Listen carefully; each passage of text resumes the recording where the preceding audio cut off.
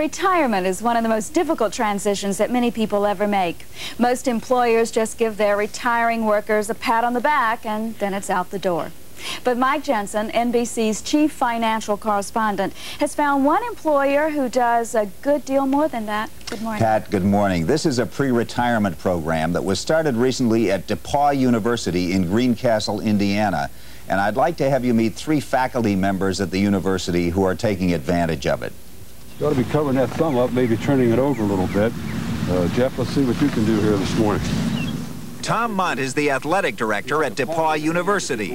He teaches an occasional golf class, but mainly he administers the school's huge athletic program. And for 28 years, he was DePauw's head football coach. What are you thinking of doing there? Before that, he played for the Washington Redskins and coached at the University of Maryland. The parking lot up in there, right?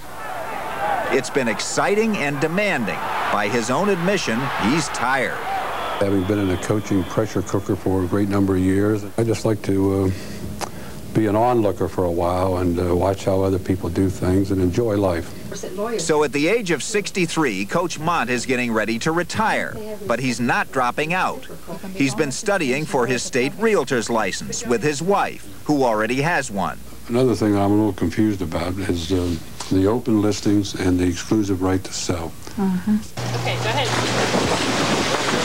And he's been doing it under an unusual new program at DePauw called a pre-retirement sabbatical. Faculty members like Tom Munt can spend an entire semester at full pay preparing for life after DePauw. Let's be kind to ourselves and start on a nice, easy one. Let's take a constant, should we? Dr. Clinton Gass, professor of mathematics. He's going to retire next month after 32 years of teaching at DePauw. At the age of 66, Professor Gass thinks it's time to get out of teaching. When you get to be an older member of the faculty, nobody listens to you anyway, so the younger people are taking over, and the committee assignments and all, and they are winning the elections, as they should. I've had my chance. So he's going to turn a hobby of 20 years into a new vocation, clock collecting and repair. I'm a tinkerer from way back. I've always enjoyed taking things apart and trying to fix them, trying to put them back together. To prepare himself, Professor Gass took a correspondence course in how to repair clocks. Then he worked at it full-time during his pre-retirement sabbatical last spring.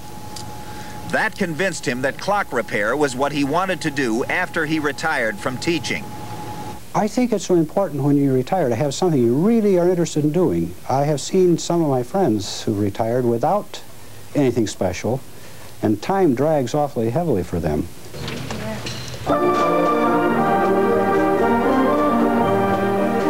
Then there's Dan Hanna, professor of music education and director of the marching band and the concert band at DePauw. He's been on the faculty for 34 years, and he's known as a tough taskmaster with a big heart.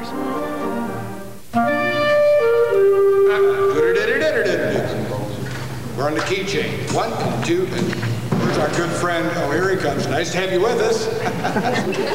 He keeps pictures of his bands, and he remembers. Probably the things I remember best and happiest are the youngsters that were in the university band over all those years. But Professor Hanna is going to leave all that in 2 years. At the age of 65, he'll begin a new career, repairing musical instruments. He's been working with Dave Fanning, who owns the local music store.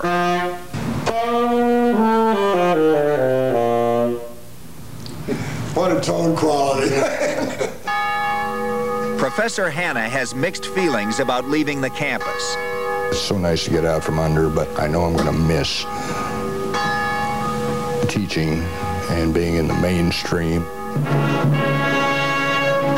Professor Hanna may be leaving the mainstream, but he's not getting out of the water altogether. It's not enough just to say, I'm done, hooray. You got to do something, or you wither away. I don't think anybody who knows Professor Hanna believes he's going to wither away, and I would like to take this opportunity to commend DePauw for what is a really terrific program, and I guess we can only hope that other employers who don't already do this sort of thing might consider it. Wonder if it's too late to get a teaching job again. Might Go consider for it.